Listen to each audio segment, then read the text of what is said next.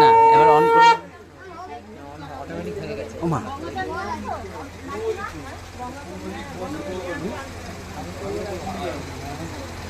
আমার ভিডিও কই দেখি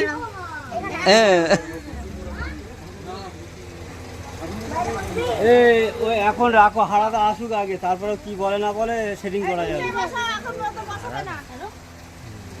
তাই না, চলো একটু বাজাও। ও এই বাজাও, ধাক ওই তো বাজাচ্ছে ঘোষ।